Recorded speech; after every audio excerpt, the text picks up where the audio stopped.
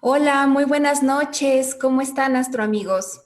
Nosotros muy contentos de darle la bienvenida a una nueva transmisión que como cada jueves les preparamos con un nuevo e interesante tema relacionado a la astronomía. Yo me llamo Ana Laura y formo parte del Club Astronómico de Querétaro José Franco y en estas transmisiones también participa el Club Astronómico de Bernal. Ambos clubes formamos parte de Noche de las Estrellas sede Bernal, de la Red de Divulgadores de la Ciencia de Querétaro, del proyecto aspirante a Geoparque Mundial UNESCO Peña de Bernal y Triángulo Sagrado. Y también queremos agradecer por su apoyo al Centro Educativo y Cultural del Estado de Querétaro, Manuel Gómez Morín, porque siempre su valioso apoyo en difundir nuestros eventos nos ha ayudado mucho a crecer como club. Bueno, esta noche vamos a hacer poquitos. Yo voy a estar tras los controles porque David Amador va a tener un viaje, entonces le agradecemos también como siempre su apoyo y le mandamos un gran saludo. Tampoco nos pudo acompañar Ana Led porque hoy es su cumpleaños, entonces pues le mandamos un fuerte abrazo y le agradecemos como siempre todo su apoyo y su esfuerzo en el club. Voy a presentar ahorita a nuestro coordinador, Juan Martín Morales Camarillo, para el tema de esta noche. Pero mientras te doy la bienvenida, Juan Martín, ¿cómo estás? Muy bien, Ana Laura, aquí muy contento de estar con todos los que nos acompañan y bueno, pues listo para compartir el tema. Perfecto. Y en unos momentos más se va a incorporar nuestra compañera Jocelyn. Mientras tanto, vamos a iniciar con nuestra sección de Universo para Curiosos. Entonces, ¿ya están listos? Recuerden que vamos a compartir las preguntas ahorita en el chat, pero mientras tanto se las voy adelantando. Pregunta número 1, ¿qué es un asteroide? Pregunta número 2, la luz cenicienta de la luna es ocasionada por... Pregunta número 3, ¿qué es un eclipse de sol o de luna? ¿Qué es? Y cuarta y última pregunta, ¿los telescopios pueden ser fabricados de... y les damos las opciones A, agua y arena, B, lentes y espejos, C, oro y plata. Entonces les recordamos que en unos momentos más les compartimos las preguntas y recuerden que nos encanta mandarles saludos y que estén participando con nosotros en todas las secciones. Mientras tanto, le voy a ceder la palabra a Juan Martín para presentar el tema de esta noche, las supernovas. Adelante, Juan Martín. Muchas gracias, Ana Laura. Entonces vamos a compartir la pantalla para ver la plática.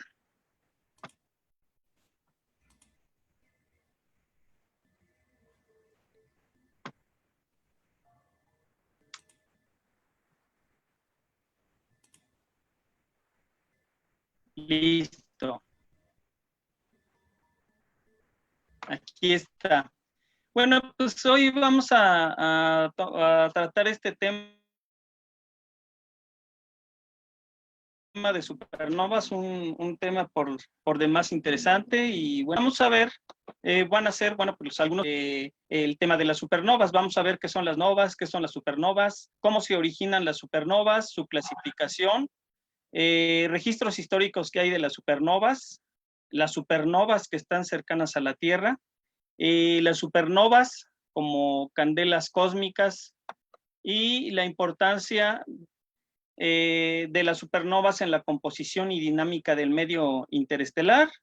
Y bueno, finalmente, ¿por qué son importantes? ¿Por qué es importante estudiar a las supernovas? Y aquí tenemos a mano izquierda, pues, al hombre, ¿no? Que en sus principios quizás observó de repente que aparecía en esa bóveda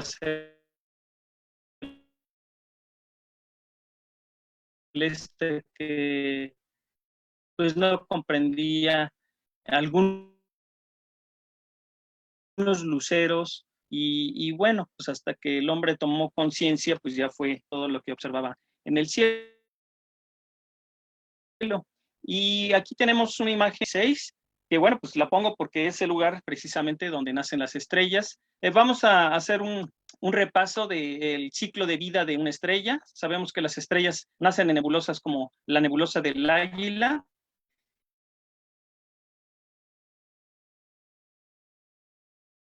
Y las estrellas que son menores a 10 masas del Sol, pues tienen un ciclo de vida que comienza con un tamaño promedio, como les comentaba, a 10 veces el tamaño, menor al tamaño, pasan a otra etapa que es de la de gigante roja. Cuando nace una estrella, pues comienza a fusionar hidrógeno, a transformarlo en helio, y ya en una segunda etapa, estas estrellas comienzan a fusionar helio, a convertirlo en carbón. Pero llega un momento en que, bueno, este tipo de reacciones nucleares emiten energía, más sin embargo, el proceso de fusión del fierro absorbe energía, que es una reacción endotérmica, entonces requiere de energía más que desprender energía, y es allí cuando llega la explosión de estrellas como el Sol, que explotan en una nebulosa planetaria y terminan con una estrella enana blanca al centro de esta nebulosa.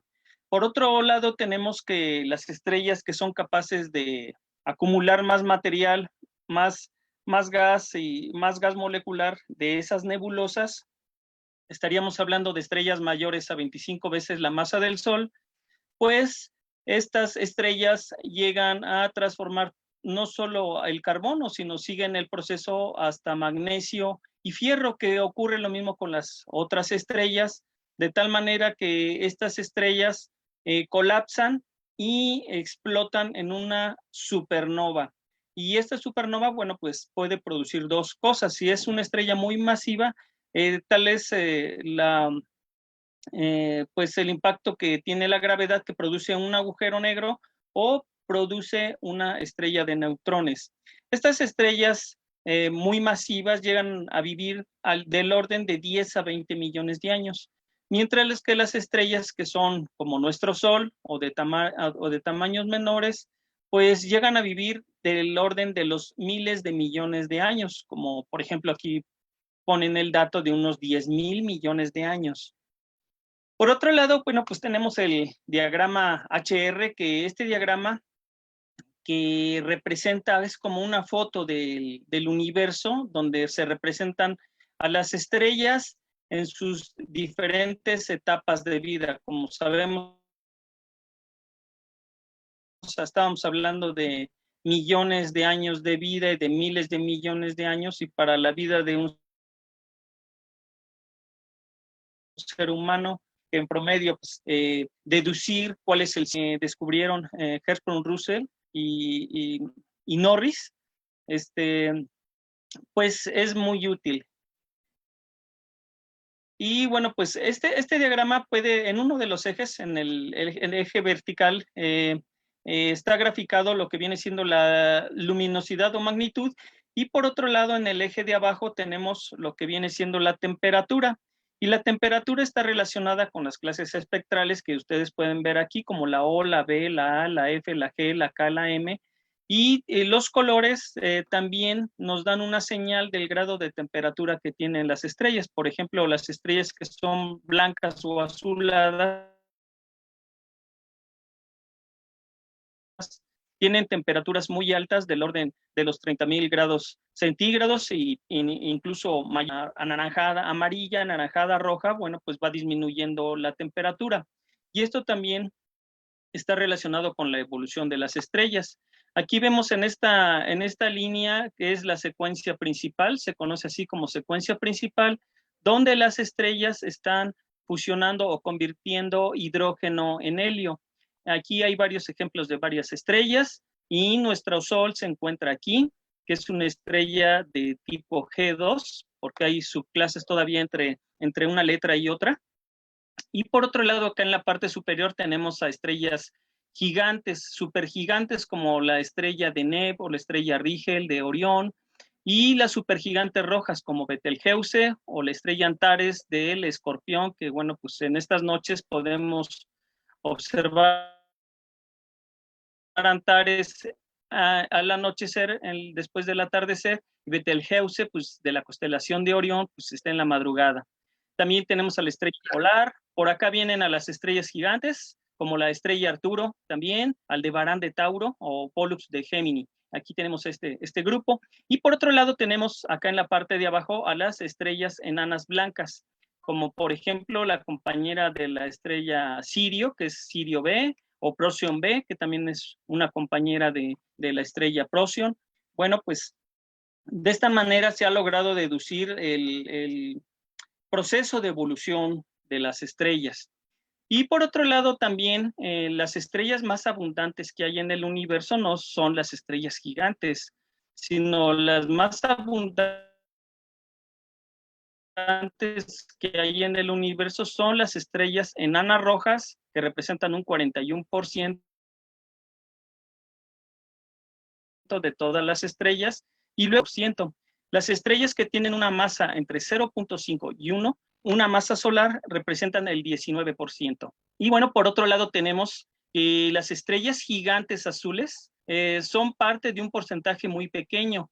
Vienen representando por ejemplo, estrellas mayores a 20 veces la masa del Sol, solo el 0.06%, estrellas que se encuentran entre el 8 y el 20 veces la masa del Sol, perdón, aquí ya se me movió, representan el 0.3%, y estrellas que son de 4 a 8 veces la masa del Sol, el 0.8%, que vienen siendo las estrellas gigantes. Entonces, representan este tipo de estrellas gigantes, pues un porcentaje muy pequeño del total del universo de las estrellas. Y las estrellas que son de 1 a 2 veces la masa del Sol representan el 8%. Como ven, pues estas estrellas gigantes y supergigantes son realmente un porcentaje muy, muy pequeño. Y como comentaba, pues a medida que la masa de ellas, su vida de dichas estrellas, pues es menor. Las estrellas que tienen 40 masas solares, por dar un dato, viven alrededor de 1 millón de años, y las estrellas que son muy pequeñas, más pequeñas que la masa del Sol, por ejemplo, de 0.2 veces la masa del Sol, viven alrededor de 200,000 millones de años, cosa que, bueno, pues el universo se estima que tiene 13,700 millones de años. Imagínense, pues esas estrellas todavía van a seguir existiendo, todavía se estima que su vida es esa, aunque no haya llegado a esos números, a ese número de años la vida de esas estrellas.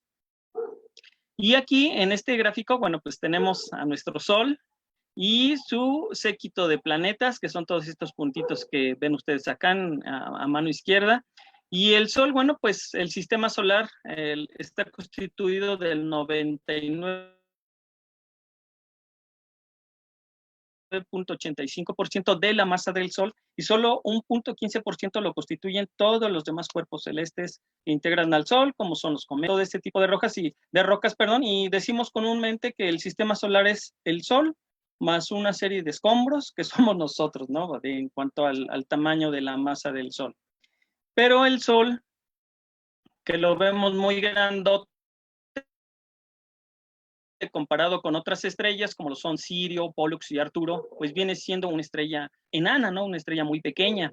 Y después, comparando a esta estrella Arturo, que nos parecía muy grande, la comparamos con otras estrellas, pues vemos que Betelgeuse es una supergigante roja, anaranjada, Antares también, que son estrellas supergigantes, y aquí tenemos a la estrella Arturo. Y el Sol, pues como ven acá a mano izquierda de esta pequeña imagen, viene siendo un punto muy pequeño, ¿no? Realmente hay estrellas masivas muy grandes, bueno, pues la cosa es de que son muy masivas, pero pues no viven muchos años, a diferencia de otras estrellas. En una estrella existe cierto equilibrio. Ay, perdón. Ya se me saltó esto. Y bueno, pues ese equilibrio eh, mientras no se rompa ese equilibrio, base. Y bueno, pues este equilibrio consta de dos, intenta apretar a la estrella en una bola más pequeña y apretada posible. Y por otro lado tenemos la fusión nuclear. Esto es que el combustible nuclear que se quema en el núcleo de la estrella crea una fuerte presión, pero hacia el exterior. Este empuje hacia afuera resiste a la comprensión que la gravedad tiende hacia el centro, hacia el núcleo. Entonces, mientras exista este equilibrio, pues relativamente la estrella se mantiene estable, pero en el momento en que se rompe ese equilibrio, pues la estrella explota. Y bueno, por otro lado tenemos aquí rápidamente la constitución de un átomo. Siempre es importante saber más o menos cómo está constituido un átomo. Un átomo, sabemos, está constituido de protones, de neutrones y de electrones. El núcleo, pues, está constituido de protones y de neutrones. Y hay otras partículas más pequeñas Juan todavía que Martín, ¿me son los escuchas? quarks, pero bueno, pues esas partículas constituyen lo que vienen siendo los protones y los neutrones. ¿Mande? Hubo un pequeño Ana, ahí, ¿sí te oigo? ¿Sí te oigo eh, yo? sí, está un poco cortada tu señal.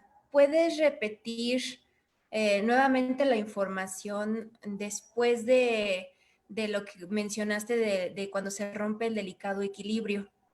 Ah, ok, cómo no. Sí, con gusto. Gracias. ¿Sí de qué? A ver, bueno, pues sí, lo que continuaba después de que se rompe el equilibrio era esta parte de que hablaba de que existe la constitución del átomo, en el núcleo, pues está formado por protones y neutrones. Entonces, eh, estos, masa de un átomo, pues es esta, ¿no? Dame un segundito. Ok, ya. Y bueno, pues un elemento, pues en el núcleo está constituido por protones y neutrones, pero puede tener diferente número de neutrones. Ya esto se le denomina isótopos, o sea, es el mismo número de protones, pero si tiene diferente número de neutrones, son los isótopos. Y el número de protones es lo que viene siendo el número atómico y es por el cual están ordenados los elementos químicos en la tabla periódica. El número total de protones más los neutrones es lo que nos viene dando el peso atómico. Bueno, todo esto nos va a servir para comprender cómo funcionan o cómo se forman las supernovas y su importancia en la formación de los elementos químicos. Y aquí rápidamente tenemos una tabla periódica donde los elementos más simples son el hidrógeno y el helio. Y como les comentaba, bueno, pues este orden que siguen de forma también que estos son los que vienen siendo estos niveles, los periodos, y esto que viene siendo de forma vertical son los grupos. Esos grupos, los elementos que están agrupados así en forma vertical, pues tienen más o menos las propiedades similares y así se van agrupando. Y bueno, pues vamos a pasar a lo que vienen siendo las estrellas enanas blancas. Hablamos que estrellas del tamaño del Sol o estrellas pequeñas, a la hora que explotan, en el centro queda una enana blanca. Y bueno, pues el 99% de las enanas blancas está constituida básicamente por carbono y oxígeno, que son los residuos. Hay una capa de hidrógeno y helio prensado medio feo, pero se refiere a que es la mínima distancia en la que, o la máxima distancia en la que pueden estar cerca los electrones. O sea, ya saben que los electrones o fuerzas iguales se repelen. Entonces, eso de degenerado se refiere a la distancia más cercana a la que pueden encontrarse los electrones, ¿no? O en todo caso también los protones, fuerzas iguales, pues se repelen, ¿no? Pero en este caso se habla de electrones. y que forman la atmósfera de la enana blanca. Solo unas pocas están formadas íntegramente por isótopos, ya hablamos de ¿qué? De helio y de oxígeno, neón y magnesio. Entonces ya hay algunas estrellas que también tienen estos elementos. Y por otro lado, bueno, pues aquí tenemos a la comparación de los tamaños entre una estrella enana blanca de la constelación de Pegaso, la 1K Pegasi B, que es esta de aquí, esta estrellita de aquí, y su compañera, que es esta estrella acá, que es la Pegasi A, que es a la izquierda, comparada con el tamaño del Sol, ¿no? Incluso esta estrella está hasta incluso un poco grande, porque como les voy a enseñar en esta gráfica, estas estrellas son aproximadamente del tamaño de la Tierra, pero contienen la cantidad de materia que equivale a la que tiene el Sol. O sea, en un pequeño espacio tienen una gran cantidad de materia estas estrellas. Y por otro lado, las estrellas de neutrones pues giran a velocidades increíbles y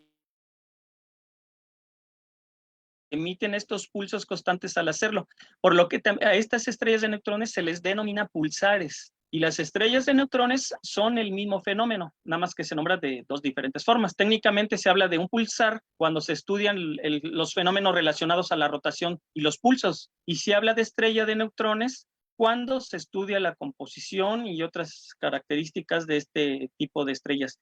Y aquí, bueno, pues un dato interesante, mientras que el Sol tarda 26 días en girar sobre su propio eje, una estrella de neutrones pues llega a tener giros de 4 milésimas de segundo.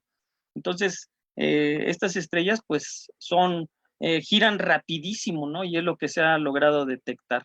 Y también sirven como faros, ¿no? Como faros galácticos que hay en el universo. Aquí tenemos una imagen comparada del tamaño de una estrella de neutrones con la ciudad de Vancouver. O sea, miden alrededor de 20 kilómetros estas estrellas y bueno, pues aquí está la comparación. Y bueno, pues en la evolución de las estrellas, a medida que van quemando el hidrógeno en otros compuestos como el helio, el carbono, el neón, el oxígeno, el silicio y el fierro, bueno, pues se van concentrando los elementos más pesados en el núcleo. Se forma una especie como de gajos de cebolla y quedando los elementos más ligeros en las partes exteriores de estas estrellas,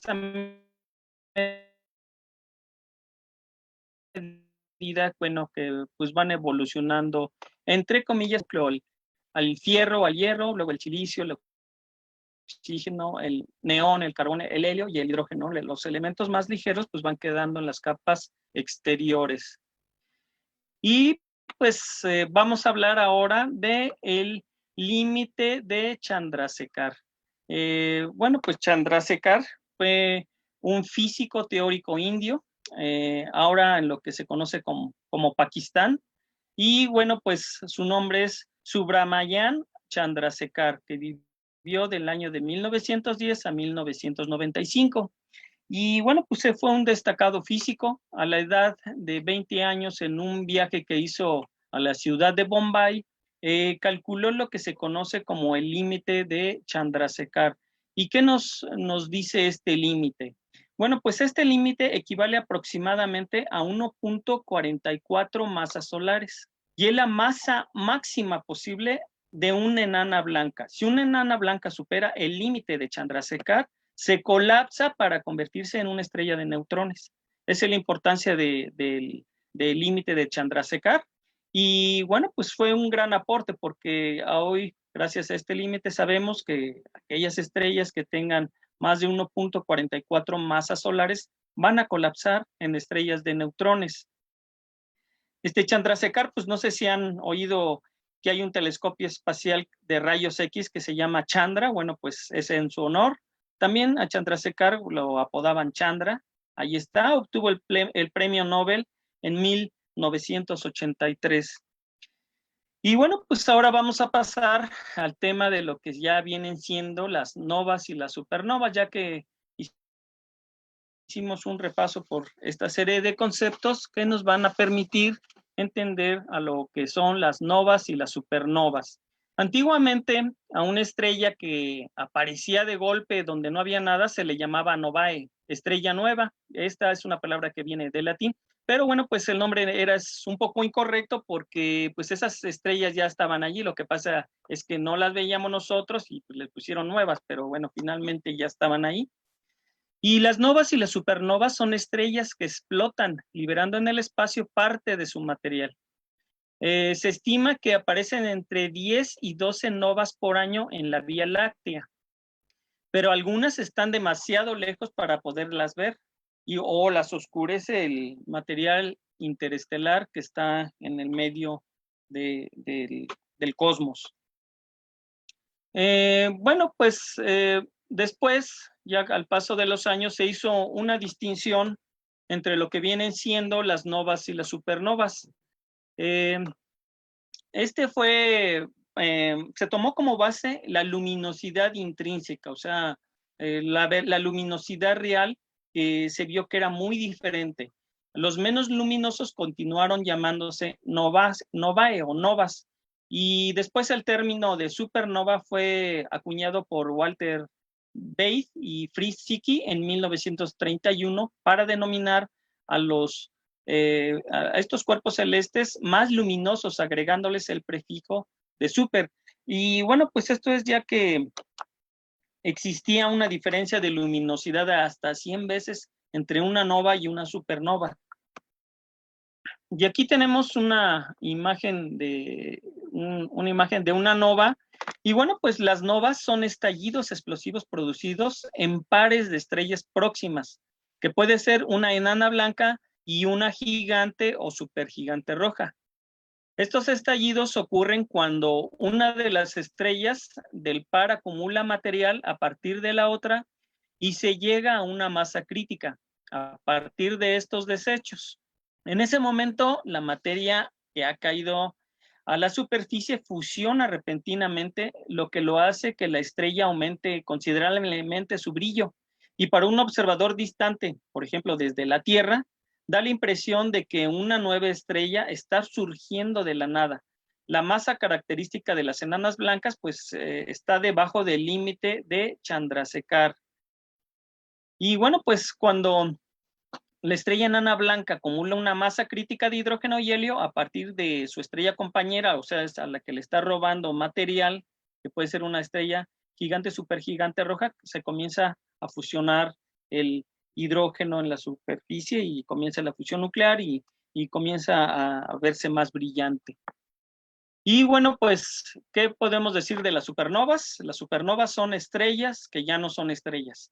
O sea, más bien las supernovas es la muerte de una estrella y que expulsa pues el material fuera de sus capas. Una supernova, perdón, pues es una explosión estelar que puede manifestarse de forma muy notable. Se producen destellos de luz intensos que pueden durar desde varias semanas a varios meses y se caracterizan por un rápido aumento de la intensidad hasta alcanzar un máximo, más que el resto incluso de la galaxia donde se encuentran, para luego decrecer en brillo de forma más o menos suave hasta desaparecer completamente. Las supernovas no son muy comunes. Los astrónomos creen que en galaxias como la nuestra, la Vía Láctea, ocurren de 2 a 3 supernovas cada siglo y se ven más comúnmente en galaxias distantes como nuevas estrellas que aparecen cerca de las galaxias de las que son miembros. Entonces, bueno, pues las supernovas son explosiones muy violentas y bueno, pues dentro de las cuales, dentro de esas explosiones violentas, no dentro de las estrellas, sino más bien ya como producto de las explosiones, se crean los átomos necesarios, los átomos más pesados para la construcción de planetas como el planeta Tierra. Y también son tan importantes como para formar la vida, o sea, son importantes para que se dé la vida, ya que nosotros pues tenemos elementos muy pesados que no pudieron ser fusionados en estrellas, sino que más bien se crearon gracias a la explosión de esas gigantescas estrellas en esas explosiones de supernova. Esa es la importancia, a pesar de que no son muy numerosas, son muy importantes para formar planetas como el nuestro y formar, formar la vida tal como la conocemos.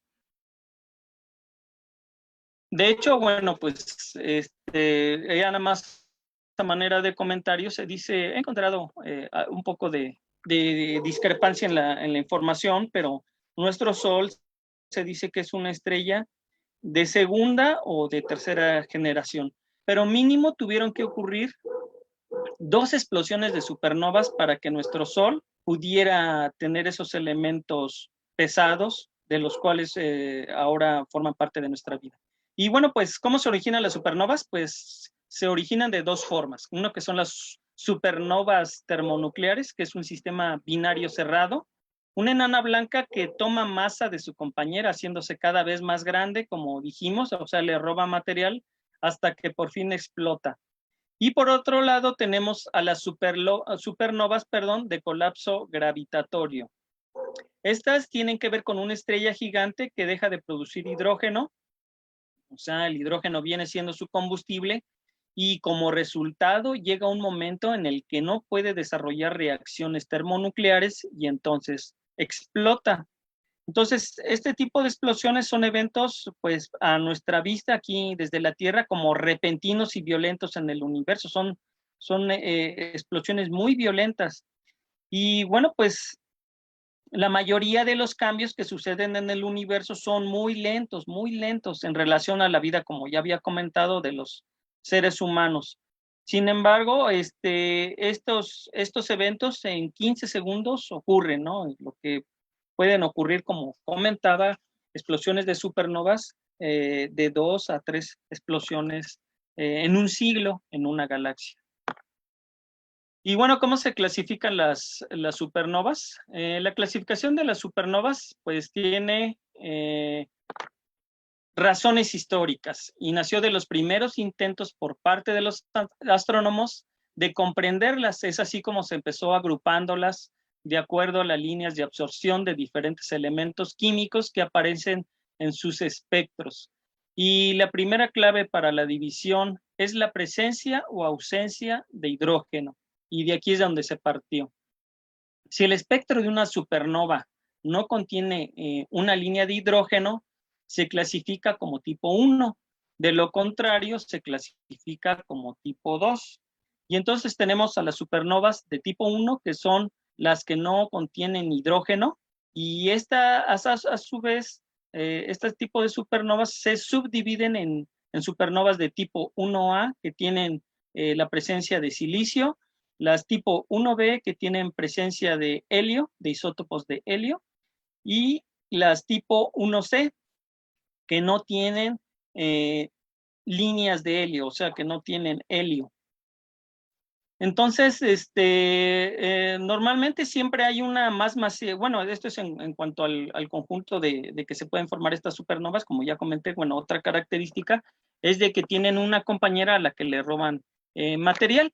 Y las supernovas de tipo 2, estas son las que sí contienen hidrógeno, se subdividen en las de tipo 2P, que son las que presentan una luminosidad en cierto tiempo constante, y las de tipo 2L, que llegan a un pico máximo de luminosidad y que decrecen rápidamente. Y bueno, pues, ¿qué es lo que pasa después de las explosiones de una supernova? Bueno, pues la supernova de tipo 1, la evolución de la supernova después de la explosión es viéndose en una capa alrededor del sitio progenitor.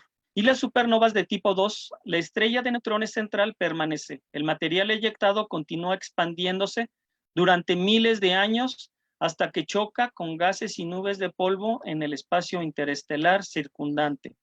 Allí el gas eyectado se mezclará con el material interestelar y eventualmente podrá ser incorporado a una nueva generación de estrellas.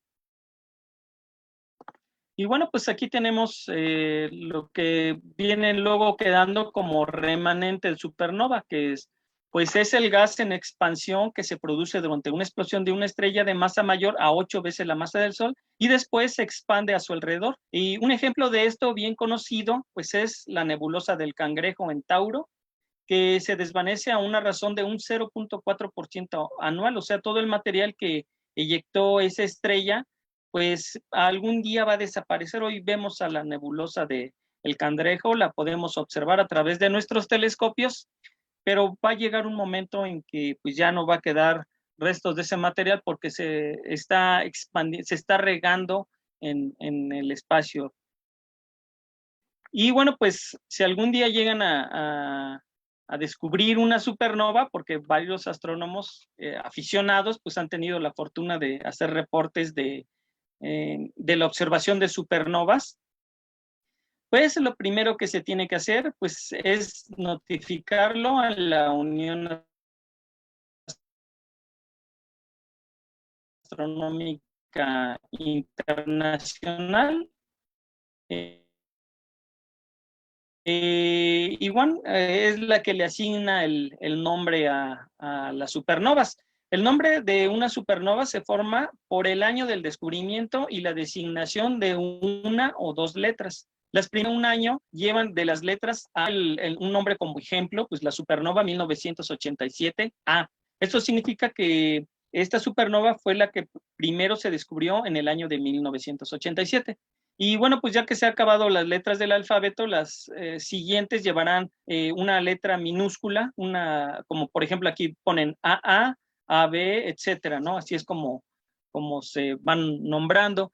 Y bueno, pues si alguien cree que ha visto una nova o una supernova, bueno, pues lo que es importante es anotar su posición, estimar la magnitud, y se debe de comprobar siempre la observación y debe de ser confirmada por un observador competente, una organización de observadores o un observatorio, y se debe de comunicar la fecha y momento, el instrumento usado, la posición y la luminosidad del objeto y las condiciones de observación.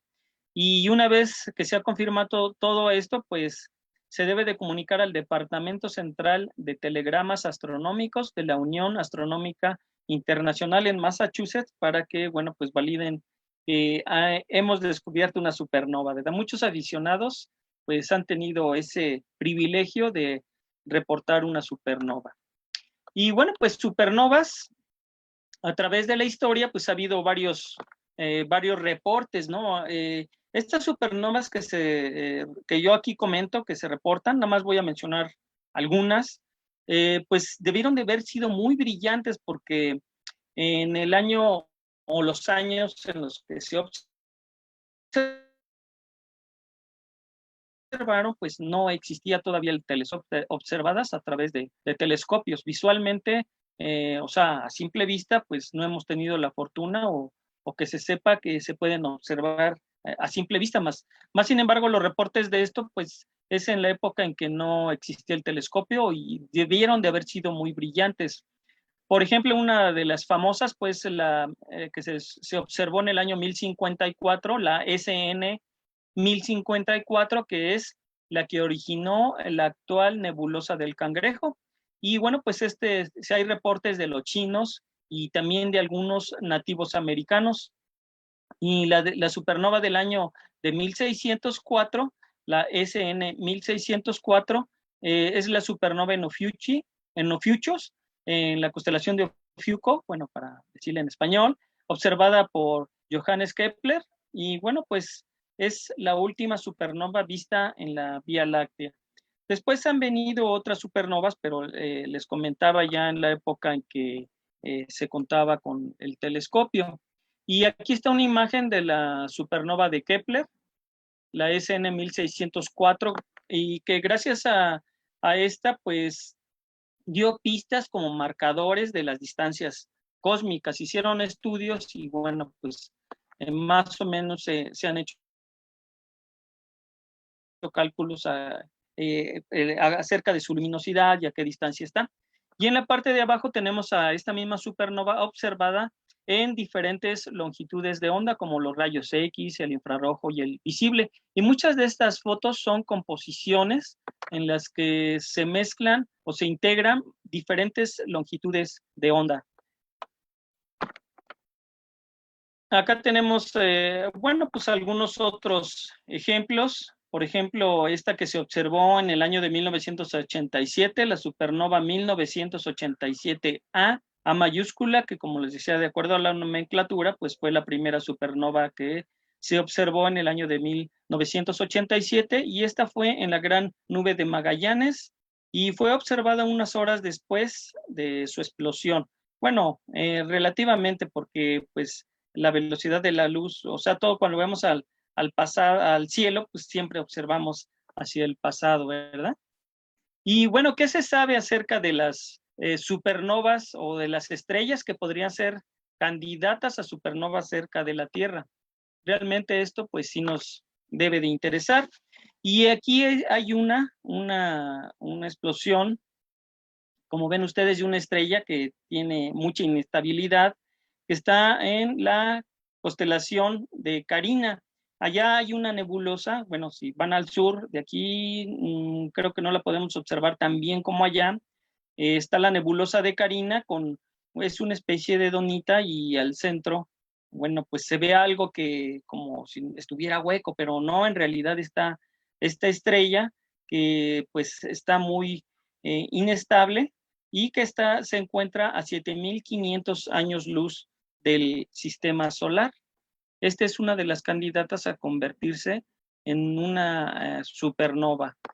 Y lo que se sabe actualmente del peligro que podría causar a la vida una supernova, primeramente se habían hecho estimaciones hacia el año 2003, se publicaron estudios en lo que allí documentaban que si existiera una supernova a 25 años luz de la Tierra, pues causaría efectos desastrosos para la vida en la Tierra. Pero la distancia se ha recorrido, en donde una explosión de supernova, bueno, pues causaría catástrofes y pues afectaría mucho a la vida que hay aquí en la Tierra. La radiación pues es muy dañina para la vida, incluso para nuestra piel. Vemos que los daños, los rayos ultravioleta, perdón, nos provocan cáncer y mutaciones puede ser, nos puede causar. Entonces, pues una explosión de supernova pues puede ser que causara incluso la extinción de la vida aquí en la Tierra, pero bueno, pues ahora se ha estimado que una supernova que se encuentra a 40 o 50 años luz, que afortunadamente creo que no hay ninguna estrella a esa distancia que pudiera convertirse en supernova, pues afectaría la vida aquí en la Tierra. Y bueno, pues vamos a hablar de esta estrella Betelgeuse, que bueno, esto que parece algo sarcástico, que dice: vive deprisa, muere joven y deja un bonito cadáver. Bueno, y eso nos referimos más que nada a estas estrellas supergigantes, que realmente es lo que pasa. Y bueno, pues aquí hablamos ahora de la estrella Betelgeuse. Pues Betelgeuse pues es una estrella supergigante, como comentábamos, una estrella supergigante roja.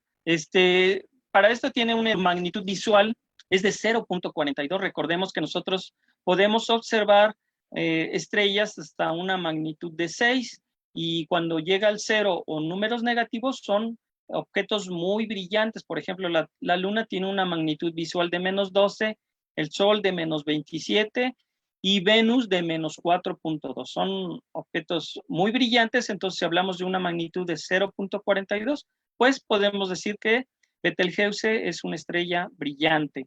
Se encuentra, de acuerdo a la literatura, varía un poco, entre 643 y 700 años luz. Y la temperatura de su superficie es de 3.000 grados Kelvin.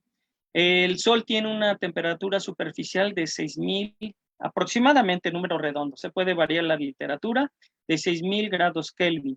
Entonces, si observamos, y de acuerdo a este dato, pues Betelgeuse pues es una estrella pues muy fría.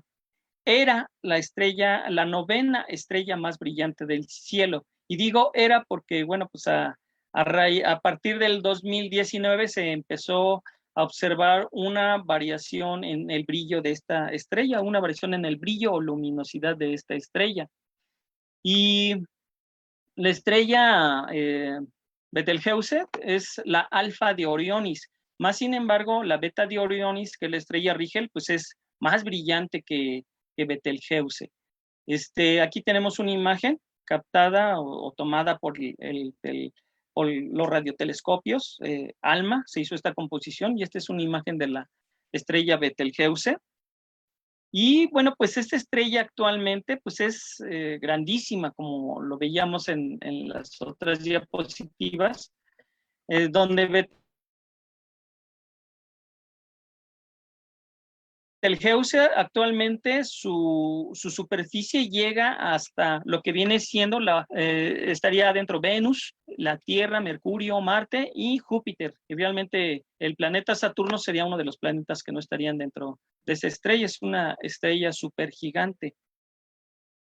Y fíjense que en el 2019, en enero, se empezó a observar una disminución perdón, del brillo de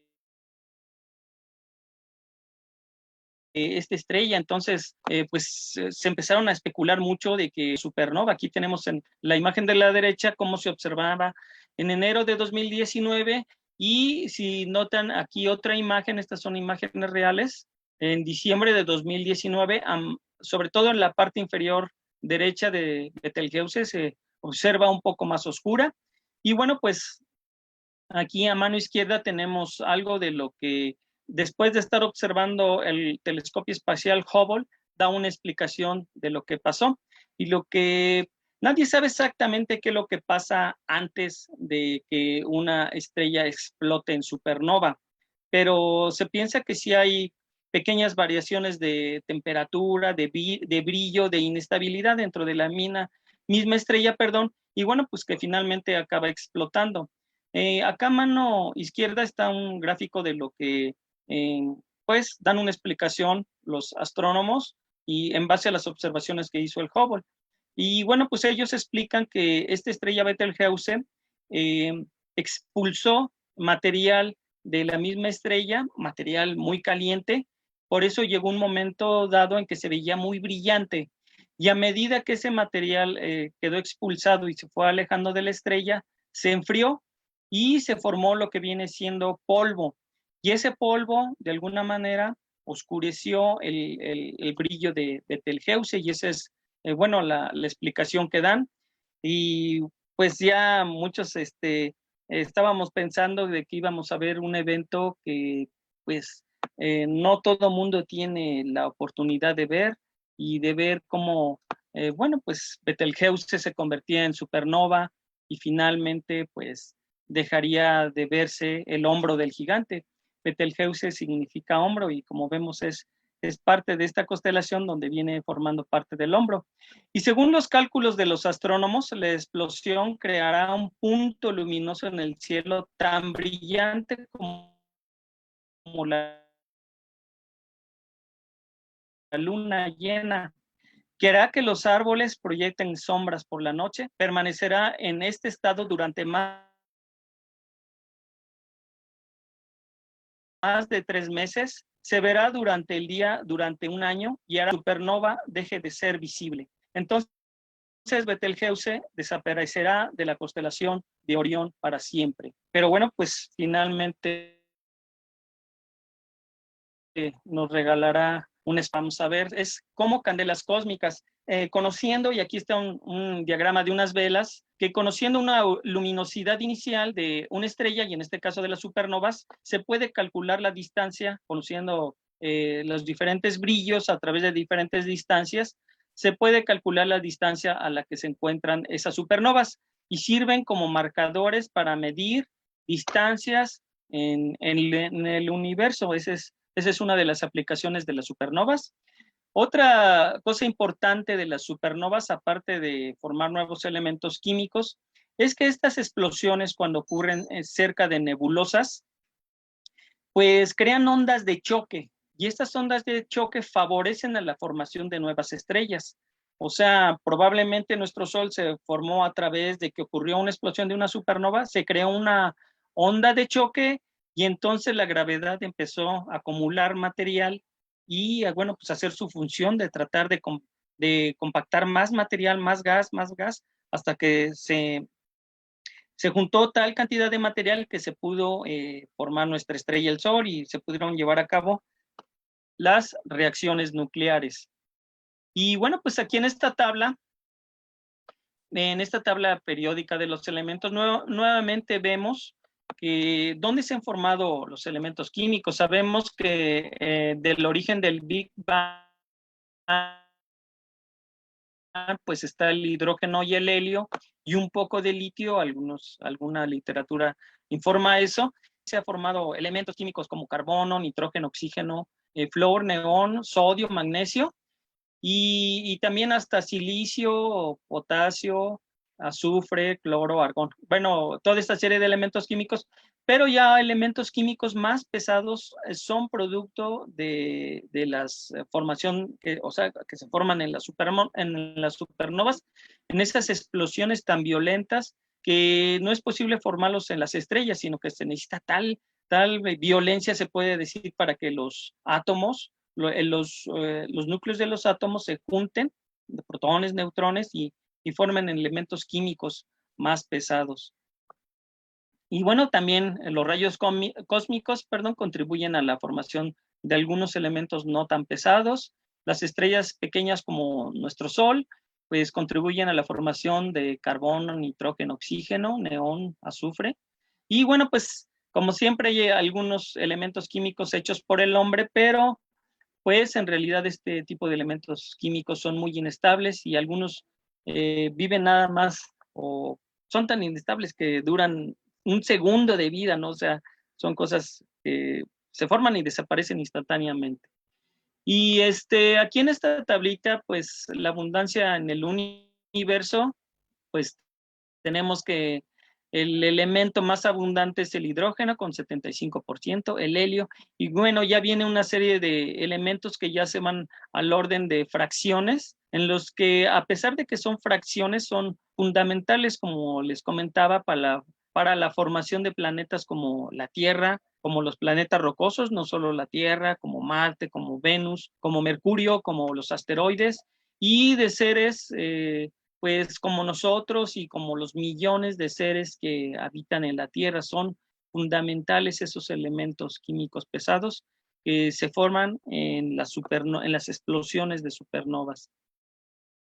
Y bueno, pues aquí está una imagen, y aquí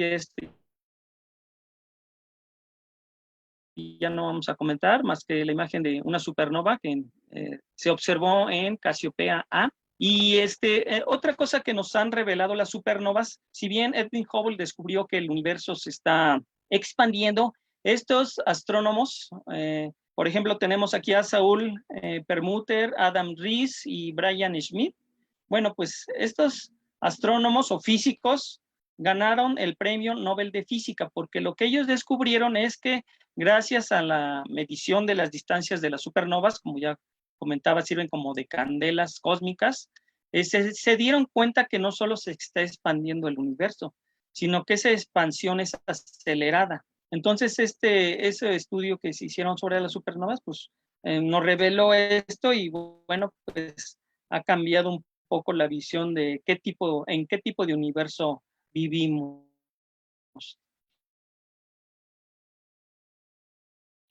Y bueno, por la importancia de estudiar las supernovas, ya mencioné algunas cosas muy importantes, y aquí están otras, ¿no? Las relacionadas con la evolución química y energética de las producen los elementos químicos más pesados y son útiles para entender la composición actual del medio interestelar. Están estrechamente relacionados con otros objetos de gran interés astrofísico, como pulsares y las estrellas de neutrones y los agujeros negros de masa estelar, producto de una explosión de supernova. Son útiles para medir distancias cosmológicas, ya lo comentamos, y son una prueba más de la expansión del universo con la medición de sus distancias. Y bueno, pues por mi parte es todo. Los quiero dejar con esta cita que es de Polvo de Estrellas y que dice que cuando el universo vibra, para ser consciente, las ondas que se desprenden tarde o temprano, ¿no?, se sienten. Y este es un anónimo y bueno, pues aquí termino esta plática. Espero que haya sido de su interés. Ana Laura, te regreso los micrófonos. Padrísimo. Pues muchas gracias, Juan Martín. De verdad que qué tema tan interesante. Yo a veces me pongo a pensar cuántas supernovas tuvieron que pasar para yo tener el hierro en mi sangre. ¿Cuántas estrellas tuvieron que morir para que nosotros estuviéramos aquí el día de hoy? Y le quiero pedir a los astroamigos que nos compartan su opinión sobre este tema. También, si ustedes saben algo de Betelgeuse. Fíjate, Juan Martín, que el otro día estaba leyendo un artículo que daba la explicación a por qué disminuyó su brillo. Entonces, y lo atribuían ahí con polvo y gases que tenían como una velocidad muy rápida, anormal, pero que más que nada era como ese tema de polvo y gases que estaban cubriendo a la estrella. Entonces, astroamigos, si ustedes saben algo, por favor, les pedimos que lo compartan en los comentarios. Y antes de pasar a la siguiente sección de esta noche con el personaje de la semana, vamos a mandar saludos a quienes nos acompañan en esta transmisión. Shaquille, hola, buenas noches. Y también a Tomás Castellanos, Elvis Díaz, Gabriel García, Norma Ávila, y también a esta Lolis, Aurora, que le manda felicitaciones a esta Aleta. Ya tenemos aquí respuestas a la sección de Universo para Curiosos. Cristian Guillén nos manda saludos y dice que excelente explicación, Juan Martín. Y tenemos preguntas. Gracias. Nos preguntan, ¿qué pasaría si no hubiera estrellas? Bueno, pues es más que nada imposible, simple y sencillamente no existiríamos. Sabemos que el material o el combustible de las estrellas pues es el hidrógeno y el hidrógeno pues fue de los elementos que se originaron con el Big Bang. Entonces pues casi que sería, pues si no hay estrellas pues no existiríamos nosotros, así de fácil, ¿no? Exactamente. También hola a José Luis Ramírez. Le mandamos saludos a Miguel Ángel Gómez Chincoya, que ya también está participando con sus respuestas. Samantha Ann Mulder nos dice, estornudó Betelgeuse. Tal vez sí, si nos ayudan Sí, ahí a investigar qué es lo que está sí, pasando y nos comparten, es que eso es estaría... lo que comenté aquí es lo que comenté aquí en el tema, el estornudo de Betelgeuse, exactamente así lo puse. Y es en relación a lo que tú dices, ¿no? Que el Hubble estuvo observando a raíz de que empezaron a notar que se disminuye el brillo en 2019, en enero, estuvo observando por todo un año y observó eso que tú dices, ¿no? Que había una nube de polvo, pero la explicación que ellos dan es que Betelgeuse expulsó material de la misma estrella muy caliente y por eso se vio primero muy brillante. Y a raíz que ese material se fue alejando de la estrella, se enfrió y formó el polvo. Y ese polvo que formó la misma Betelgeuse, hizo que se viera más tenue su brillo. Entonces es la explicación que dan los astrónomos y que a través de la observación del Hubble es lo que pasó. Por eso yo así le puse aquí en la diapositiva que fue un estornudo de Betelgeuse, ¿no? Padrísimo. Gloria Torres, don Juan, también saludos. Y Teodora Taboada dice, gracias Juan Martín, eres muy buen maestro, efectivamente. Bueno, Gracias. entonces síganos compartiendo sus comentarios, sus opiniones con respecto al tema, qué reflexión les deja a ustedes. Y bueno, ahora vamos a darle la bienvenida a Jocelyn Cabrera, que ya se incorpora con nosotros. y nos va a presentar el personaje de la semana. Adelante, Jocelyn, bienvenida. Sí, claro. Hola, buenas noches. Una disculpa si se escucha eco, cambié un poquito de locación y ahí sí pueden modular un poco su audio, por esta ocasión. Esperemos que la próxima pues vaya mejorando mi audio. Yo siento aquí mucho eco, espero no les moleste demasiado. Y vamos a empezar compartiendo pues a una persona que me emociona mucho en esta tarde noche compartirles, aprovechando pues que estamos en el mes patrio y acabamos de pasar estas fiestas. También felicidades a todos los mexicanos de corazón y de nacionalidad, por decisión o por nacimiento, que nos acompañan.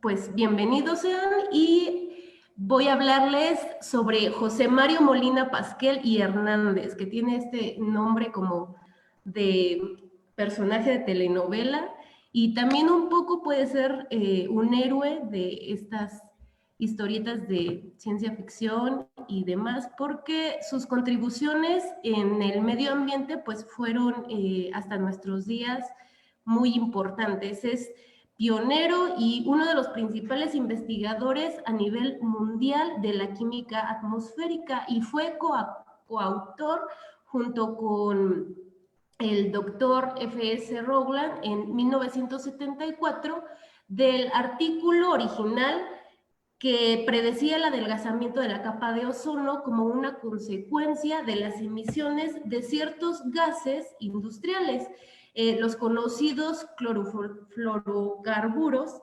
Y bueno, gracias a estas investigaciones, pues recibió el Nobel de Química en 1995. Asimismo, pues sus investigaciones y publicaciones sobre estos temas lo condujeron a que se armara el Protocolo de Montreal, presidido por las Naciones Unidas. Este es el primer tratado internacional que ha enfrentado con efectividad un problema ambiental a escalas globales y pues tiene un origen antropogénico. Entonces vamos a retomar a partir del momento en que nació en 1943 en la Ciudad de México. Su padre fue un abogado de Veracruz, Roberto Félix Molina Pasquel, y su madre, Leonor Hernán Enríquez, que también era de Veracruz. Su madre falleció cuando él era muy pequeñito, tenía 1 año y medio, algo así, y él era también el niño, el hijo más pequeño de 4 niños que eran. Y desde pequeño, pues Mario creció siempre con un interés por el estudio, como muchos de los personajes que les he presentado a lo largo de estas semanas. Pareciera que tienen un factor en común, un común denominador, que todos los investigadores y científicos desde pequeños, como cualquier niño, tienen este interés por explorar, por descubrir, y por eso les encanta siempre agarrar tierra y agarrar todo lo que se encuentran, porque algunos pedagogos dicen que quienes hacen a la perfección el método científico pues son precisamente los niños, y Mario era sin duda alguno pues uno de ellos. Desde chiquito le gustaba hacer muchos experimentos, y también la música fue una disciplina que estuvo presente desde muy temprana edad. Afortunadamente, también en su familia tenían una biblioteca que le ayudaba a descubrir muchas cosas en la literatura, y pues desde pequeñito, gracias a su interés por la música, pues aprendió a tocar el violín. Pero desgraciadamente hubo por ahí un amigo de la familia que le decía que a lo mejor no iba a poder lograr ser tan bueno si no se dedicaba al menos 8 horas para tocar. Entonces tuvo que elegir entre la música y la ciencia, y pues optó por irse hacia la ciencia. Entonces, por ejemplo, cuando era pequeñito, iba en la primaria, las cosas que él pedía para de regalos, pues era como microscopios y libros, y en una ocasión tuvo un microscopio y descubrió cosas increíbles a través del cual podía ver vida microscópica, cosas que no se podían ver en escala pues de 1 a 1, digamos, y este continuo descubrimiento lo fue impulsando a gustarle cada vez más la ciencia. Afortunadamente también, pues tenía una tía, hermana de su papá, que era química. Entonces, al ver su padre que le gustaba estudiar, que tenía interés y que tenía talento también, pues se apoyó con su hermana y su tía le ayudaba a hacer experimentos más sofisticados. Para él, obviamente, era todo un juego, pero ya se estaban sentando las bases que serían lo que después vendría a ser el doctor Mario, que hoy muchos conocemos. Por eso la importancia de que si tienen niños pequeños en sus casas y ven que les gusta algo apasionadamente o muestran interés por dibujo, música, hacer experimentos, tienen curiosidad en algo, pues los alentemos porque pueden llegar a ser como estos grandes personajes. Y bueno, también tenían, digamos, las facilidades económicas y el apoyo de su padre, que era diplomático, se dio cuenta de estos pues, talentos que tenía el Mario y también sus hermanos, y los mandaron de intercambio al extranjero. En el caso de Mario, cuando terminó la primaria, se va a Suiza y hace allá un internado. Después, como anécdota, regresa de su internado y adapta un cuarto de baño para transformarlo en un increíble laboratorio. Ahí tenía todo, su mesa de trabajo, tenía quemadores Busnes, tenía todo lo necesario para explorar y seguir estudiando y aprendiendo sobre lo que le interesaba. Después entra a la Universidad Autónoma de México, para estudiar ingeniería química, y al terminar decide continuar su doctorado y es aceptado en la Universidad de Berkeley en California, donde se incorporó a un grupo de investigadores que era liderado por el profesor George C. Pimentel. Y después, cuando termina el doctorado, decide quedarse a hacer el postdoctorado y se va a la universidad también en California de Irvine junto con el profesor Frank Sherwood Rowland. Y pues a partir de este momento se convierte en un aliado súper importante y tienen pláticas muy interesantes sobre la química fundamental que a ellos les interesaba.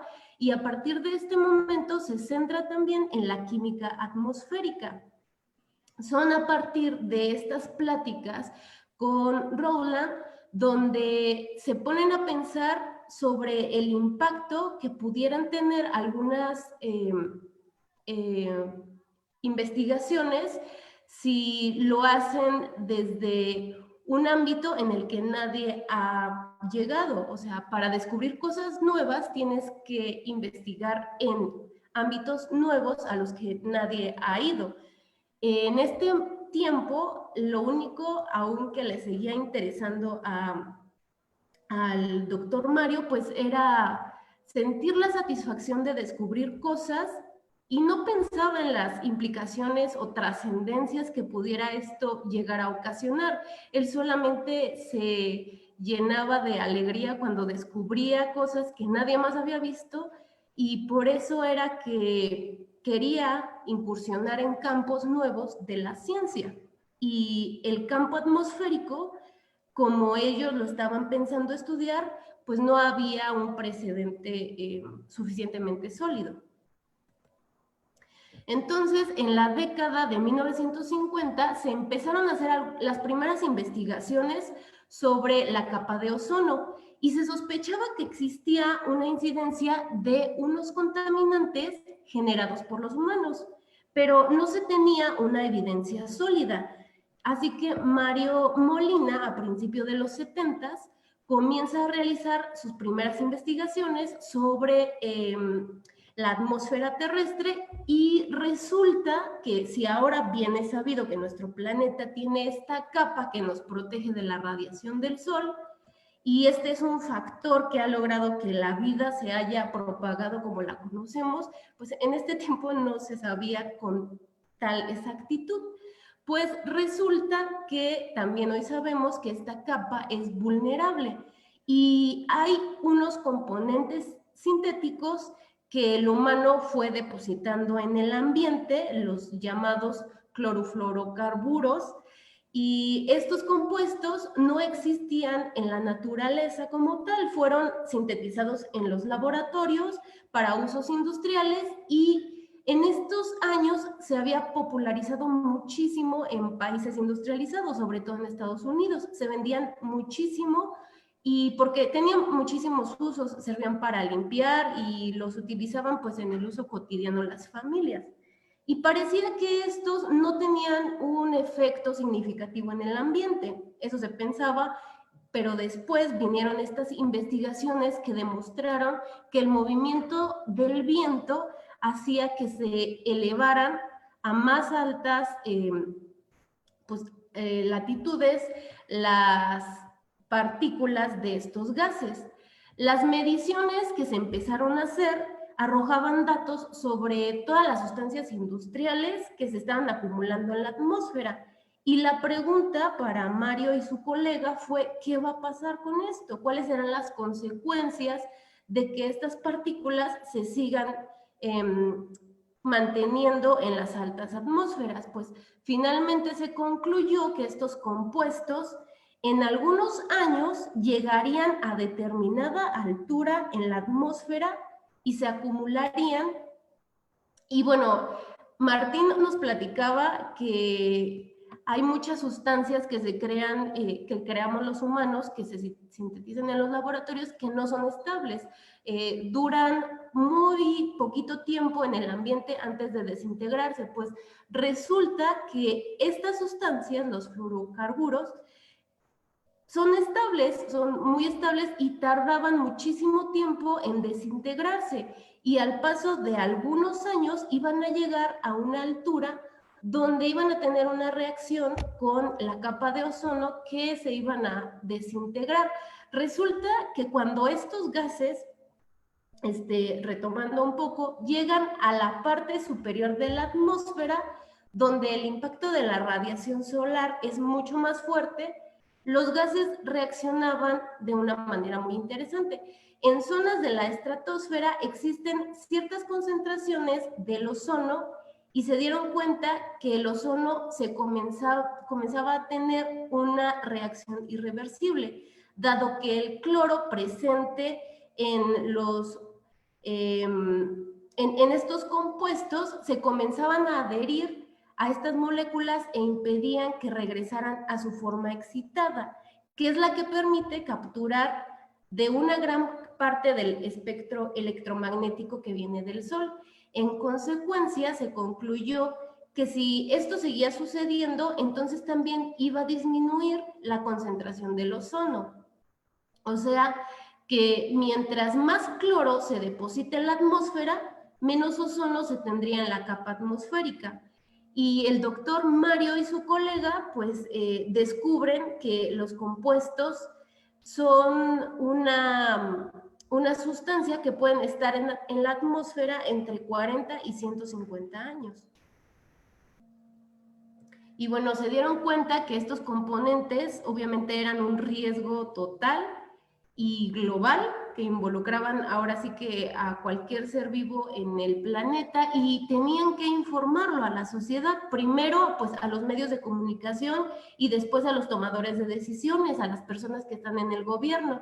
Así que con muchos miedos y nervios asumió la responsabilidad y se enfrentó a lo que tenía que ser. Así que en 1974 se publicaron sus investigaciones en colaboración con el profesor Rowland y se publicaron en la revista Nature.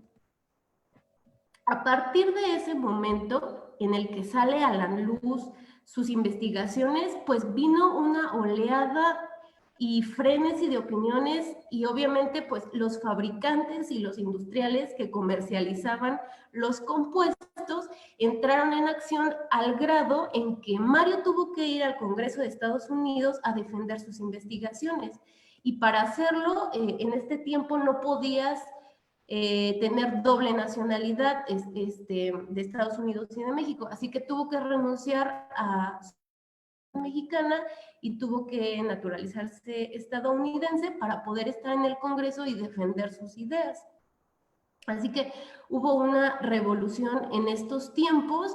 Fue una época también de mucha formación para él, para saber cómo comunicar a la sociedad, cómo comunicar, en este caso, al Congreso y a la contraparte, y defender sus ideas. Y esto es algo muy interesante porque resulta que hace, sobre todo, algunos años, la comunidad científica era como muy hermética, todavía en algunos casos, pero resulta que tanto se enfocan en los estudios y en sus propias cosas que a veces se olvidan de la otra parte de la sociedad.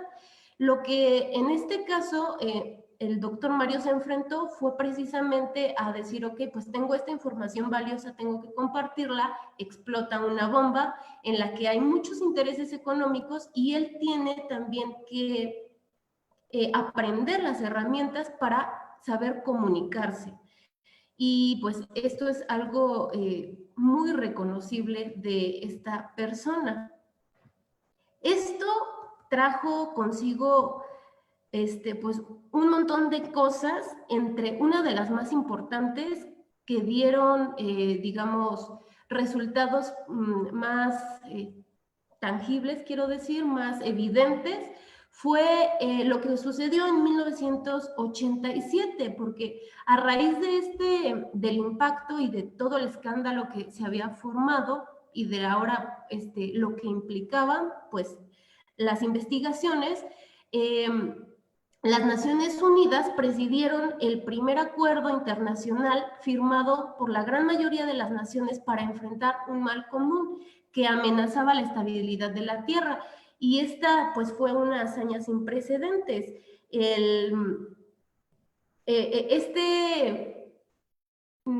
Lo que se formó en este protocolo fue el primer paso hacia un proyecto global que involucraba las acciones, obviamente, pues, de varios niveles en la sociedad.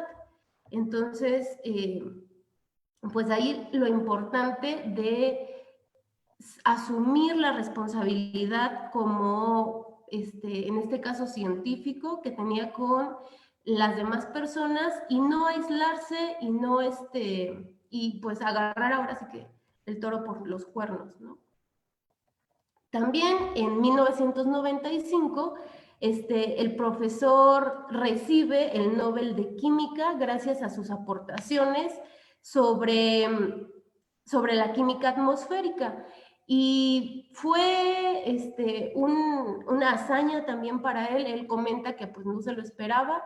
Le hablaron por teléfono, pensaba que había sido como una broma, pero finalmente se convierte en el primer premio Nobel de México en química, y pues con él sumamos 3 premios Nobel, ¿no?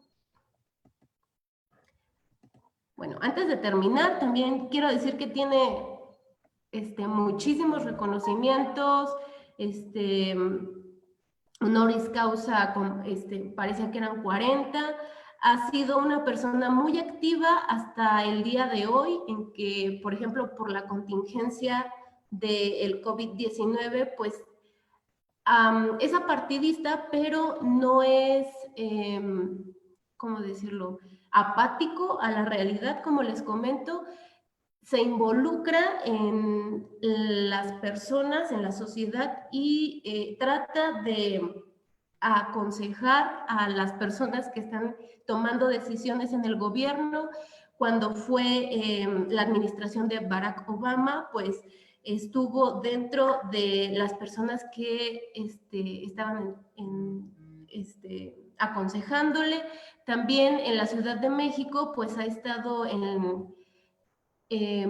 aportando en las investigaciones sobre la contaminación del aire y sobre las medidas pues sí, de contingencia, como el hoy no circula, etcétera.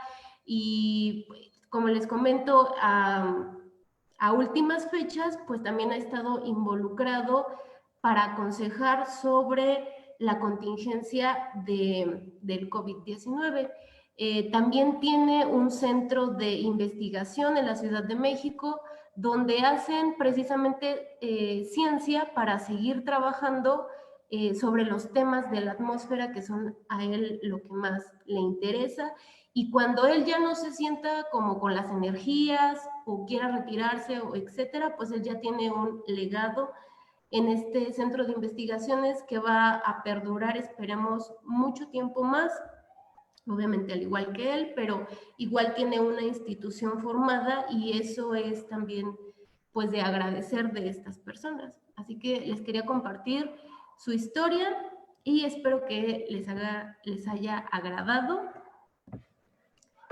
Es todo por mi parte. Muchas gracias.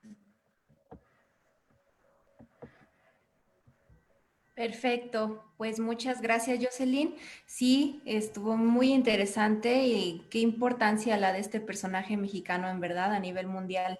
Qué orgullo. Y bueno, nos comparten más comentarios. Elvis Díaz te manda felicitaciones, Juan Martín. Y también Gloria Torres Don Juan dice que eres un muy buen maestro. Felicidades.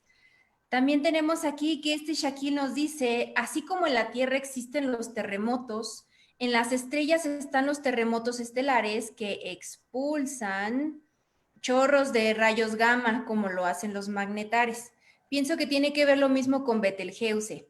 Quizá hubo alguno de gran magnitud que emitió esta fuerte luz que nos llegó. Y dice, esta es solo mi hipótesis, no es algo que se haya estudiado o comprobado, pero esto es lo que nos encanta, que participen, que nos compartan sus comentarios, sus opiniones y sus reflexiones del tema. Justo por esto hacemos estas transmisiones.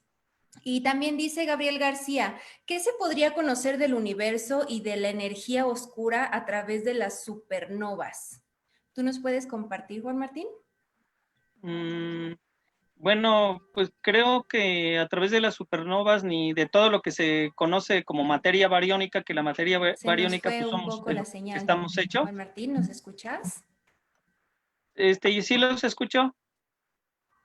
¿Ya? Ya.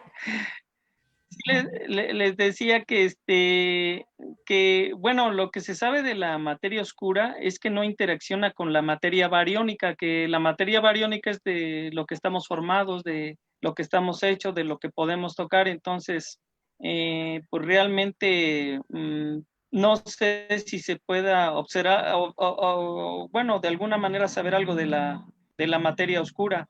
Bueno, de hecho, la materia oscura se descubrió a través de los movimientos de rotación muy rápidos que tenían las galaxias y que la masa con la que contaban las galaxias, pues decían que no era suficiente masa para que tuvieran esas velocidades.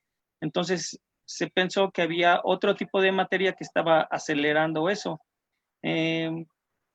La verdad, tal vez se pudiera saber algo, no sé, a través de, bueno, la aceleración del universo, no sé si que sirvió de parámetro a las supernovas para darse cuenta de que se está acelerando el universo. No sé si de alguna manera indirecta pudiera haber alguna relación para conocer sobre la materia oscura. Claro. Ok, bueno, Gabriel García, espero que hayamos podido contestar tu pregunta. Ahora vamos a pasar ya a las respuestas de la sección Universo para Curiosos. Entonces, tenemos que Shaquille, hoy ha estado muy participativo, gracias Shaquille, nos dice que un asteroide es un cuerpo celeste rocoso de menor tamaño que un planeta y mayor que un meteoroide. La mayoría de estos orbita entre Marte y Júpiter en el conocido como cinturón de asteroides. Efectivamente, tenemos aquí, Gabriel García nos dice, respuestas a la primera, cuerpo rocoso rocoso o metálico que orbita el Sol y se encuentra por todo el sistema solar. 2. Se ocasiona cuando la cara nocturna de la Luna se ilumina con la luz del Sol que se refleja por la Tierra. 3. Evento astronómico en el que tiene lugar cuando un cuerpo celeste bloquea la luz procedente de una estrella. Y la cuarta respuesta de que está hecho un telescopio, efectivamente, es el inciso B, lentes y espejos. Estuviste correcto, Gabriel, te agradecemos tu participación. Y ahora tenemos la respuesta de Miguel Ángel Gómez Chincoya, que nos dice: la respuesta número 1 es, ¿qué es un asteroide? Es un cuerpo celeste rocoso más pequeño que un planeta, que tiene una trayectoria por el sistema solar. 2, es la luz precedente del Sol que es reflejada por la superficie iluminada de la Tierra. 3, un eclipse es un fenómeno astronómico en el cual un cuerpo celeste desaparece o se oculta momentáneamente debido a la interferencia de otro en nuestra trayectoria visual. Y cuarta, los telescopios pueden ser fabricados de espejos, lentes y la combinación de lentes y espejos. Felicidades, Miguel Ángel. Efectivamente, estuviste correcto, muy completas tus respuestas. Y también tenemos aquí, Gabriel, que gracias y felicidades a Juan Martín por la plática de hoy. Y pues también a ti, Jocelyn, por el tema tan completo que nos diste. No sé si quieran añadir algo, compañeros, antes de despedir el programa. Pues yo creo que de momento no nos faltó la sección de observando el cielo desde casa, pero creo que ya nos extendimos mucho. Pues, ¿qué tal si lo dejamos a consideración del público? A ver si alguien nos responde que quiere conocer de esa sección. Y mientras yo les voy avisando que el próximo jueves vamos a tener la plática sobre, la última plática del mes de septiembre. Dice que va a ser sobre la evolución de nuestra visión sobre el universo. Entonces, tenemos aquí, ¿qué dicen astroamigos y astroamigas? ¿Quieren la sección de observando el cielo desde casa? Nos mandan felicitaciones. Si no, Aquí, se muchas los gracias a ustedes compartimos que dan por esta el Facebook. oportunidad de participar. Sí, también esa es otra opción que tenemos. Se las compartimos en un momento posterior en el Facebook. Y Miguel Ángel nos dice, como siempre, el tema de las supernovas muy interesante. Y la vida y logros de Mario Molina. También felicidades a Juan Martín y Jocelyn por sus exposiciones y a Ana Laura por la estupenda conducción. Muchas gracias, Miguel Ángel, a ti por tu gran participación y por siempre compartirnos esas fotografías maravillosas que tomas del cielo nocturno. Soy tu fan y espero un día ser como tú. Dice José Luis Ramírez que él se queda, ¿eh, Juan Martín? Si tú quieres dar la plática, se queda. Si quieren la damos rápidamente. Gabriel. Samantha dice, sí, quiero la sección. Sí, adelante, aquí bueno. estamos. Bueno, pues si quieren la damos rápidamente. Ya la tenemos lista. Entonces voy a compartir pantalla para irnos a esta sección rápidamente.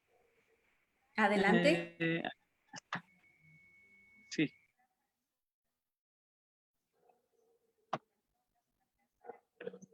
Bueno, pues vamos a ver esta sección. A ver, espérenme.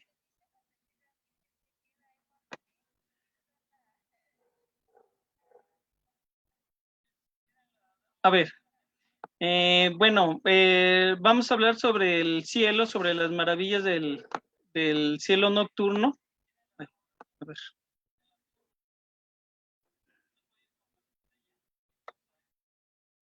Aquí está, observando el cielo desde casa del 17 de septiembre al 23 de septiembre. Las horas, recuerden que las damos en hora del tiempo del centro de México. Y bueno, pues vamos a comenzar después de que el 17 de septiembre tuvimos a la luna nueva. En estos días vamos a observar la sonrisa de la luna al atardecer. Es muy bonito, no sé si han tenido la oportunidad de ver esa partecita iluminada de la luna a simple vista, la podemos observar, cómo va sonriendo la luna a medida que van pasando los días. Y bueno, pues cada vez tenemos a la estrella que se conoce como la estrella de la primavera, Arturo, una estrella muy brillante, la cuarta estrella más brillante del cielo de magnitud visual. La podemos observar también allí a los atardeceres, cada vez se va acercando más al horizonte. El 18 de septiembre vamos a tener a la luna en perigeo, esto es la distancia más cercana que tiene la luna con la Tierra. Vamos a tener una distancia de 359.066 kilómetros. Y también en estos días, al atardecer, tenemos que se puede ver a Mercurio. Mercurio, aquí tenemos esta imagen que es de las 8 de la noche aproximadamente, y lo vamos a tener cerca de la estrella Spica, viendo hacia el este. Viendo hacia el oeste, Mercurio se puede tal vez ver ya que se haya metido el sol, y como Mercurio está muy pegado al horizonte, pues usando algunos binoculares sería un buen método para tratar de localizar a Mercurio. Viendo hacia el sur, también esta es una imagen del día 21 de septiembre, porque sacamos un promedio de los días para no estar hoy y el próximo jueves, entonces estamos sacando este promedio. Estas son imágenes del 21 de septiembre, pero es más o menos lo que se puede observar. En estos días tenemos, viendo hacia el sur, pues a la constelación de Escorpión, ¿no? Con varios cúmulos. Ahí está la estrella Antares, una supergigante anaranjada, ya lo vimos. Y allí siguen los planetas gigantes gaseosos del sistema solar que nos invitan a ser observados, ya sea a simple vista, con binoculares y preferiblemente con telescopio, porque con el telescopio vamos a observar más detalles de estos dos gigantes. Júpiter con una magnitud de menos 2.5, muy brillante, y Saturno de más 0.4, muy brillante, cerca de la tetera, cerca de la asa de la tetera, de lo que conocemos este asterismo como la tetera. Y también ahora viendo hacia el cenit, bueno, pues viendo hacia el cenit, pues está el maravilloso triángulo de verano, ¿no? Con sus estrellas que lo forman, ¿no? Pues está Vega, está Deneb y el Águila, Altair. Entonces, pues la invitación también, en estos días que no está la luna, ahora sí muy iluminada, pues es lo que nos invita a observar el cielo profundo y observar, por ejemplo, la nebulosa del Anillo, que es una nebulosa como la que va a acabar el Sol. Tenemos varios cúmulos abiertos en esa zona, muy bonitos. Entonces, la invitación, les digo, en estos días, siempre y cuando no esté nublado, pues salgamos a observar. Y tenemos aquí a Marte, que ya empieza levantando, volteando hacia por donde sale el sol, hacia el este. Aproximadamente a las 9:30 ya va levantando sobre el horizonte. Aquí tenemos a Marte, también muy brillante. Marte va a estar en una muy buena posición para verlo a principios de octubre. Ahorita tiene una magnitud de menos 2.2, o sea, más brillante que Saturno, porque se va acercando a su oposición, que también va a ocurrir en el mes de octubre, pero en el 3 de octubre va a ser un buen momento, va a estar más cerca de la Tierra, entonces lo vamos a ver más grande, más brillante, por eso se ve ahorita muy brillante. Y bueno, pues ya a las 10 de la noche ya lo tenemos un poco arriba del horizonte y lo podemos observar. También tenemos ya a la constelación de Andrómeda, y también por allí ya está Perseo a esas horas saliendo. Es bonito este cielo porque ya ahorita, por ejemplo, Perseo, podemos observar al doble cúmulo de Perseo con binoculares. En un cielo oscuro a simple vista se ven dos manchitas. Ese doble cúmulo de Perseo está a 7.600 años luz y lo forman dos cúmulos, el NGC 869 y el NGC 884. Y también, bueno, pues en un cielo muy oscuro podemos observar a simple vista a la galaxia de Andrómeda.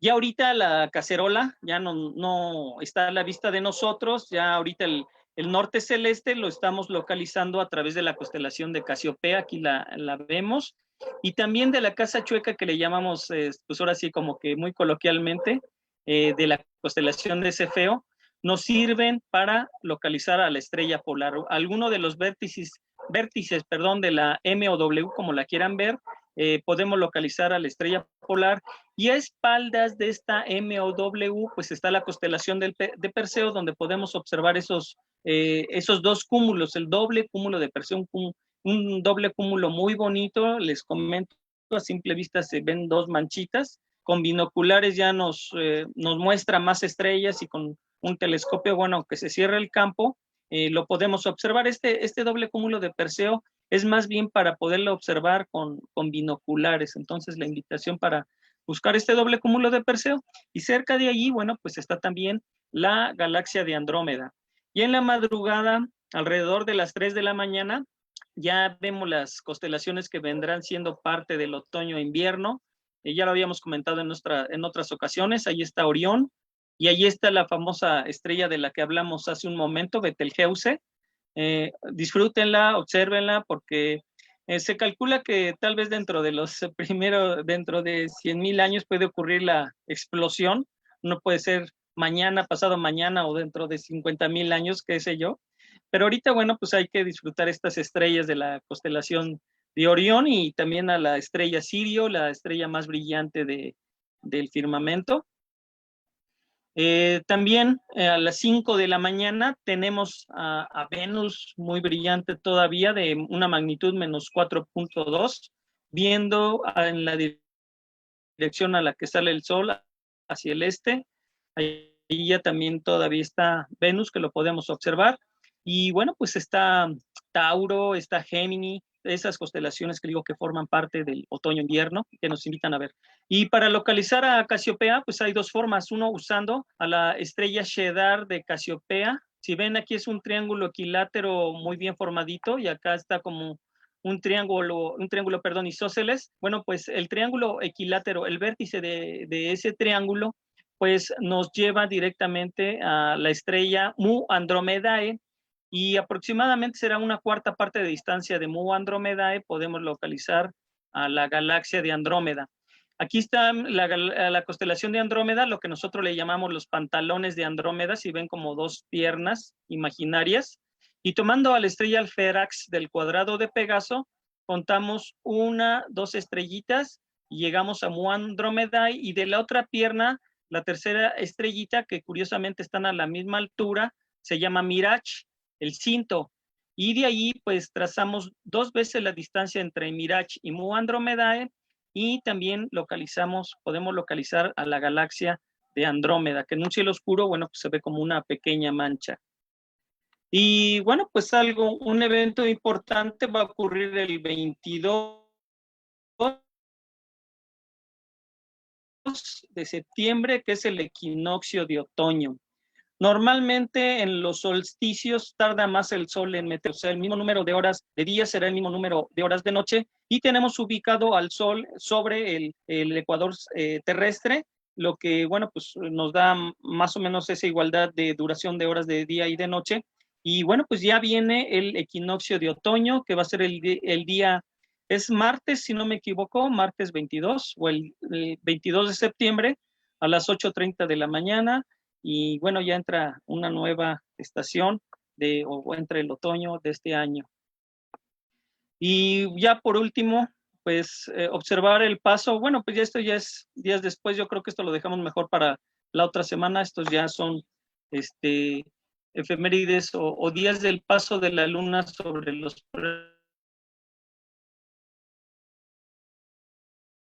los planetas gigantes del sistema solar. Pues eso serían las efemérides, Ana Laura.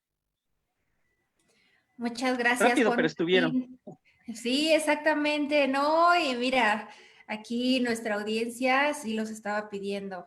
Entonces, pues ahí lo tienen. Los Qué bueno. invitamos a observar el cielo desde casa, a que no dejen pasar la oportunidad de maravillarse de los colores que podemos encontrar en nuestras noches oscuras y cielos despejados. Y bueno, pues ahora sí que de nuestra parte sería todo. No sé si gusten complementar con algún último comentario. Pues no, nada más que los esperamos de hoy en 8, que no falten. Nos da mucho gusto que nos acompañen sus comentarios y su participación y sus contribuciones a la plática, porque pues acabamos aprendiendo todos. Exactamente. Bueno, pues Jocelyn, muchísimas gracias por tu participación. Hasta luego, buenas noches. Gracias a ustedes y nos vemos para la siguiente semana. Juan Martín, gracias por tu conocimiento, por compartirnos tantos datos, tanta información. En verdad que todos te lo agradecemos infinitamente. Hasta luego, buenas noches. Buenas noches y gracias a ustedes que nos acompañan. Y bueno, pues de mi parte, Ana Laura Herrera, les reiteramos que estas transmisiones las hacemos para...